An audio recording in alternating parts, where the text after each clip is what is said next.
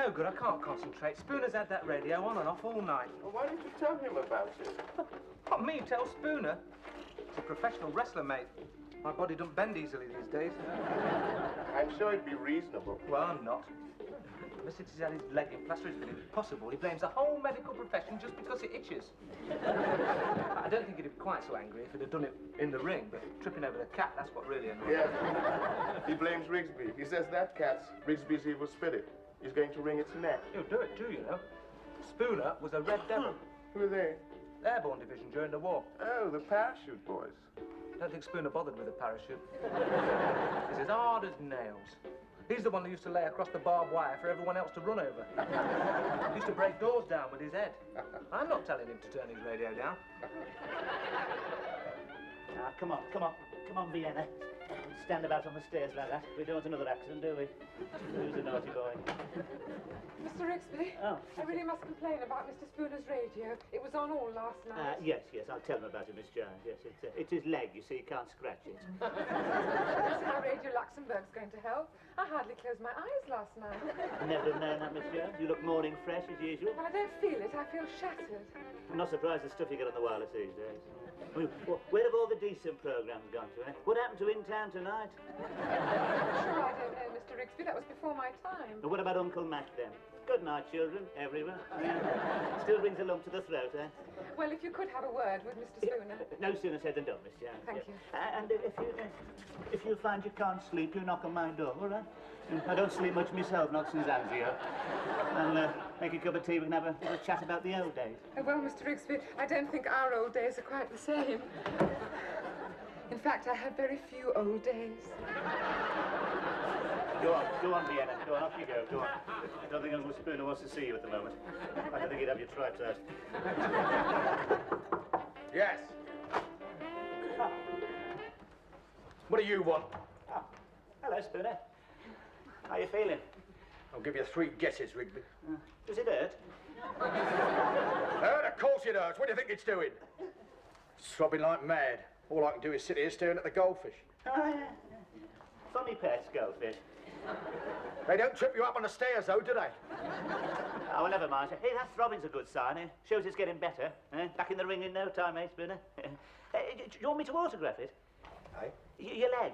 No, they do that in hospital. It provides a bit of amusement.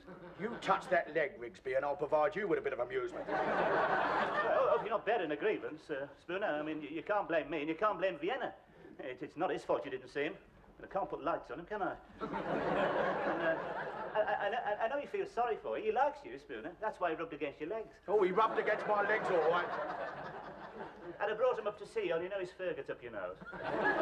Anyway, as long as you don't bear him any ill will. Do you know what I'm going to do, Rigsby, when I get out of this plaster? No. I'm going to get hold of that flea-ridden monster and wring his scruffy neck. And then you know what I'm going to do? I'm going to beat you to death with a carcass. Hey, now listen, I wouldn't touch Vienna if I were you, mate. Anything happens to him, what about his little friends, eh? Where will they go? They'll be after you. All 30,000 of them, you know the sound of marching feet, then, Spoon.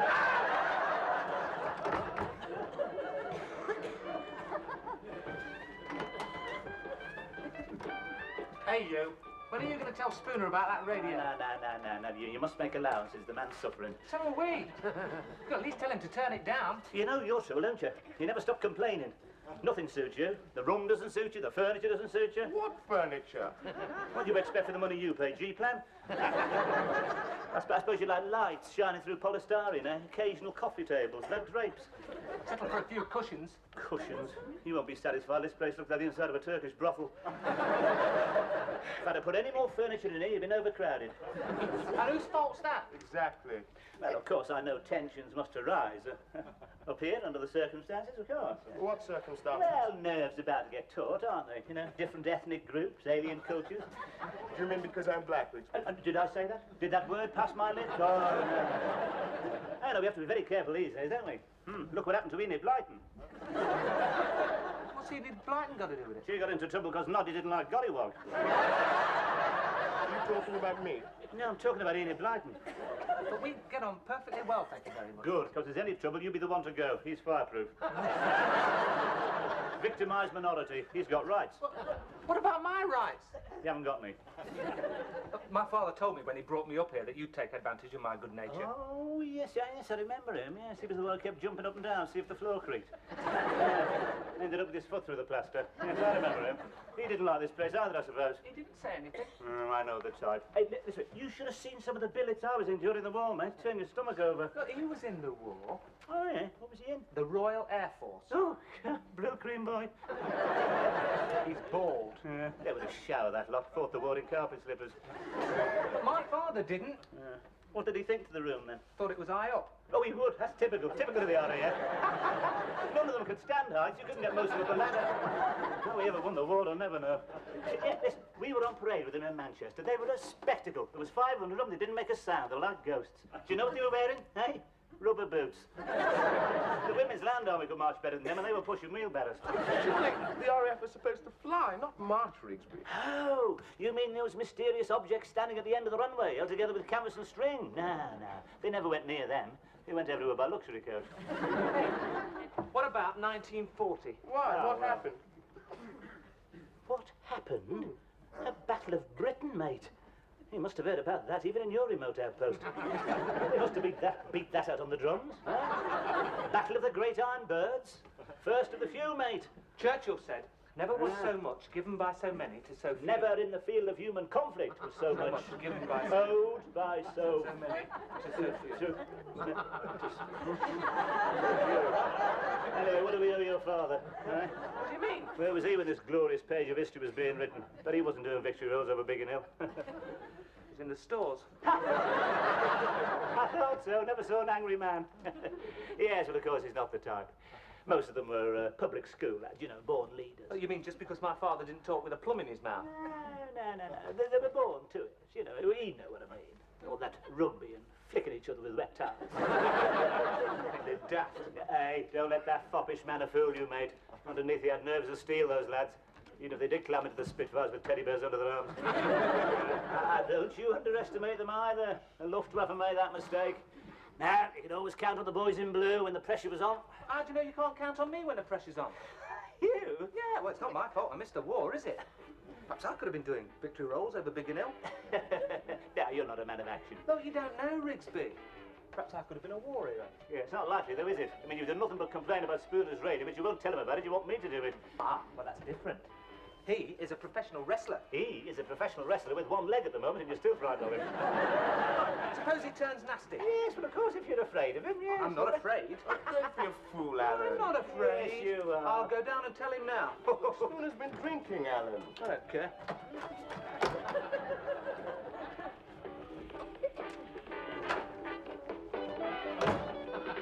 Hello, Spooner. What do you want? How's your leg? I've been looking at it. I think they've turned it the wrong way. I'll end up walking like a penguin. But I shouldn't worry about it, Spooner. They know what they're doing. Spooner, about that transistor. What about it? Can I borrow it? No. It's all I've got, that and the gold. Remember, you were a red devil. Well, that was a long time ago. I get dizzy stepping off a pavement nowadays. How many jumps have you had? Eh? Oh, 56. Crikey. Yeah, I could come right down for 3,000 feet and land on a sixpence. One mistake and they'd be scraping you off the tarmac like strawberry jam. And in all that time, I never so much as twisted my ankle. I was taught to fall, you see. Came down those stairs like a sack of potatoes, didn't you? Well, I wasn't expecting it, was I? That mangy cat. I think Rigsby taught him to do that, you know. Well, I mean, if you want any help, Spooner, you know, like peeling your spuds, getting your medicine, all that. Yeah, well, thanks very much, Alan. You know, you're the only one round here that's shown any sympathy. Well, I like that. I mean, I can't ignore human suffering. See these hands? Trained to heal. I have this marvellous soothing quality. It's amazing how quiet people become when I get near the bed. How did that? And it only just stopped throbbing and all. I thought you said your hands were trained to heal. Well, they are. Well, these hands have been trained to kill. Now get out of here before I start using them. Oh, Look at this, Spooner. 15 stone wrestling, you're behaving like a baby. You know what you are? Hey, you know what you are? A fake. A fake? Yeah. I always thought wrestling was fixed. Oh. What happened? Can't hear anything, can you? What do you mean you told him? You're very pale. Usually am when I'm angry. Oh, I don't believe it. Don't let this foppish manner fool you, Rigsby. Underneath there are nerves of steel.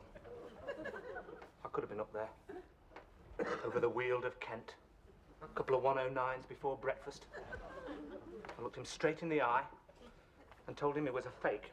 You said that to Spooner. I can't believe it. Did you really say that? Yep. I didn't know you had the nerve. Ah. It's at times like this, Philip, when we realise what we're really made of.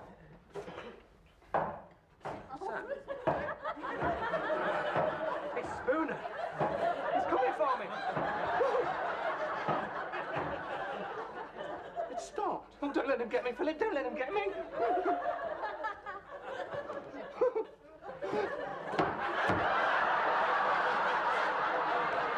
Hello, Biggles. Yeah, you turned out to be a right nappy candle, didn't you? Sure, Rigsby. Well, you're not surprised. I saw them go like that in the war. You know, all talk till the first sign of danger, then they fell apart. You'd have been one of the first to crack. Well, what about you, Rigsby? Why don't you tell Spooner? Me? I'm not complaining, am I? A little bit of music doesn't worry me. You won't go because Spooner threatened to wring your neck. I'm surprised that someone who faced the might of the German army should be afraid of Spooner. That is, if you did face the might of the German army. Oh, yes, and what are you getting at? Only that I always thought English heroes were supposed to be modest. Yeah, I'd heard that people who really saw action never talk about it. Oh, well, you know why, don't you? Because nobody listens anymore. They're not interested. They just want to forget the whole thing, that's all. Yeah, just a couple of poppies on Armistice Day, that's about it. Yeah, the parades get shorter every year. They can't even be bothered to keep quiet for the 2-minute silence now. They'd rather hold a pop festival any day. Do you know, I often wonder what we save this country for, you know.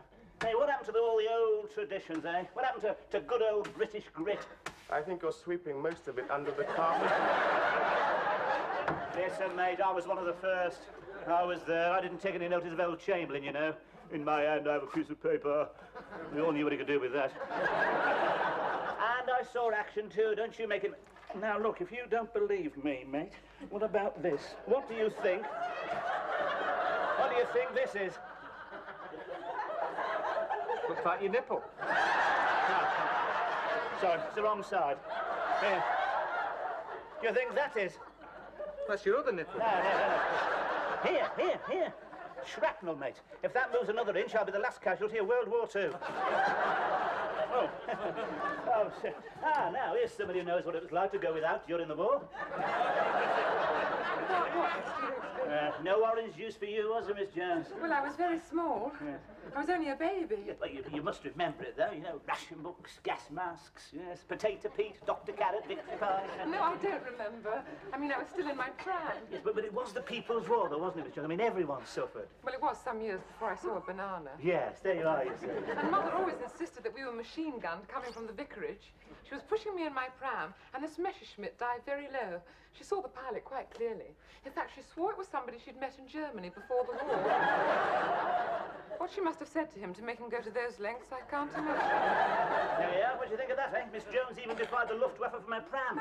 That's what it was like in those days, mate. Blood, sweat, tears, sacrifice. You lot don't know you're born. Well, it's not my fault I was born too late, is it? I mean, I could have made sacrifices. You make so... You fly into a tantrum if you have to go without your puffed rice. Sacrifice? You couldn't have made so. Your hair's too long. You eat too many sticky sweets. No, you know your trouble? You never did your national service. So what? So what? You could have seen the world, lad. Could have had your own Bren gun carrier at 18, a good bunch of mates. You wouldn't have been frightened of Spooner. Oh, that's what I really came up about. We really must do something about Mr. Spooner. Oh, yes. There was no good asking him, Miss Jones. He came back terrified. I wouldn't say that. He's right, Philip. Of course I'm right. Who has to get the spiders out the bath for him? I do. It's true. Okay, I'm a physical coward. I don't mind admitting it. It's the same when I was at home. All the dogs in the street used to bark at me. Even ours. There are different kinds of courage, Alan. I mean, we wouldn't like to go into a ward full of smallpox. Neither would I. It was all a long time ago. You don't want to listen to Rigsby's stories. I mean, how do we know what really happened? I beg, are you calling me a liar? All I'm saying is that the memory can sometimes play tricks. We see whose memory can play tricks, mate. Just you wait here a minute. Just you wait a minute. Now we're in for it. What do you mean? He'll be bringing up his burnished shell cases. And his letter from Monty.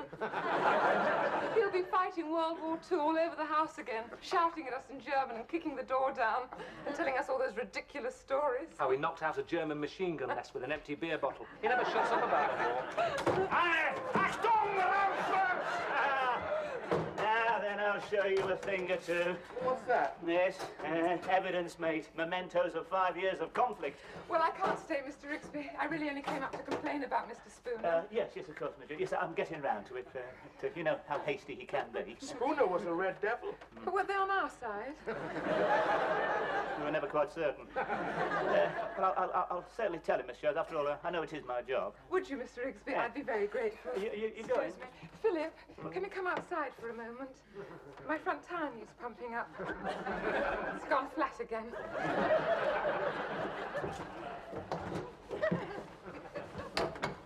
Never asks me to pump up the tires, do you notice? Always in. I don't know.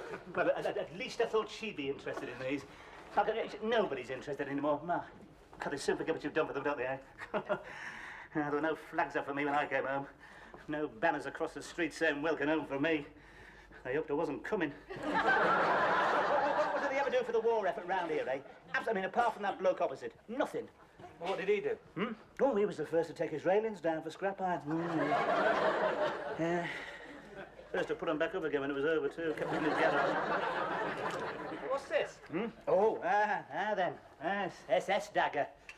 Sharp, isn't it? How many throats did that slit on the night of the long knives, I wonder? You see, you're not used to cold steel. All this electric shaving. Oh, God, he started to sing now. I suppose I better go and tell him. I did promise her. You could do yourself a bit of good as well. She did say she'd be grateful. Yeah. What if he turns nasty, though? Show him what you're made of. Well, me, it'll be all over the floor. You're not frightened of him, are you, Rigsby? No, Well, just because he was a red devil? It was a long time ago, you know. You've got nothing to worry about. Well, you do want to win her respect, don't you? Yes, of course. Well, go on then.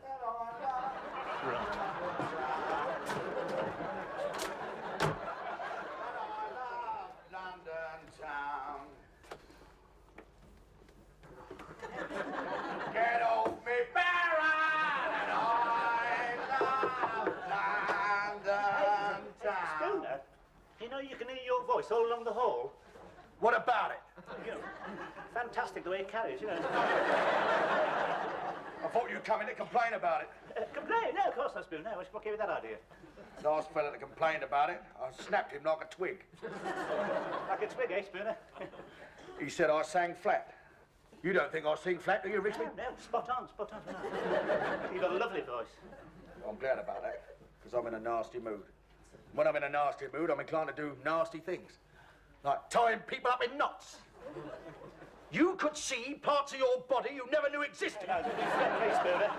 No, I saw action, you know. I've seen as much action as you have, mate. Where were you when the bullets were flying? Floating around the heavens like a bloody mushroom. And don't let me have to tell you again. That's the last time, all right? Now, you keep that radio down, because you don't frighten me, Spooner. I don't know the meaning of the word, all right?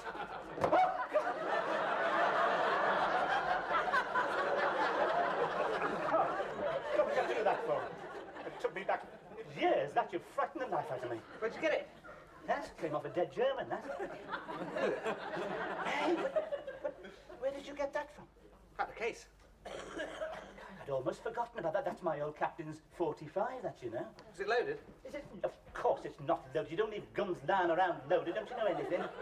Oh, where's your hands? Don't point that at me. Well, you said it wasn't loaded. You don't point guns at people. That's the first rule. How did we win the war, then? God. Handle these things with respect, mate. Look at that action, eh? It's as smooth as the day it was made. Look at that.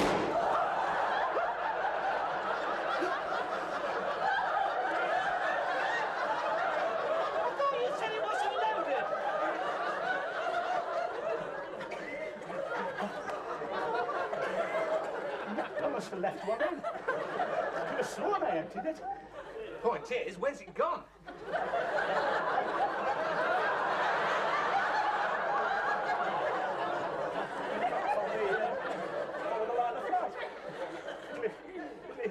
It'll be embedded in the plaster somewhere, I expect. Hey? There's a hole in Spooner's door. What are you talking about? Oh, my God. I'll tell you something else as well. What? He stopped singing.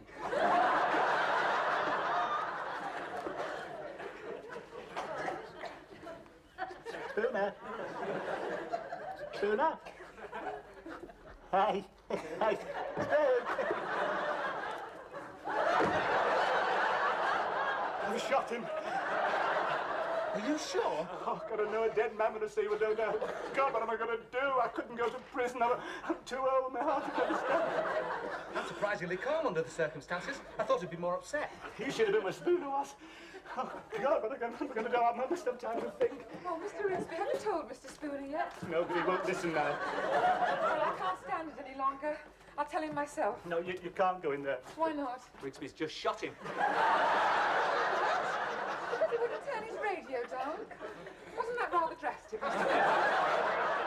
Sorry, I didn't mean to do it, Miss Jones. It was an accident. I didn't do it on purpose. I could never hit a barn door. I thought you said you were trained to kill. Whose side are you on? Did we look at him or something? Oh, no, I couldn't go in. I never could stand the sight of blood. You go. Oh, God, Spooner. And he was so alive just a minute ago. Hey,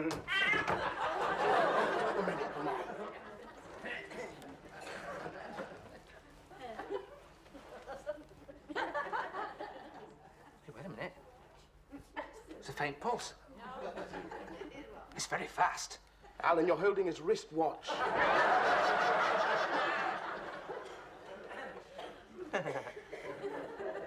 Oh, I can't find it. Have you got a mirror? This is no time to be thinking about your appearance, Alan. Poor Mr. Spooner, we were so unkind to him. Can't you do anything? It's too late now. Death has cheated me again. Poor old Spooner.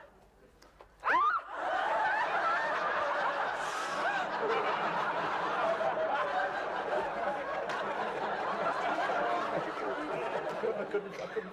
Come along.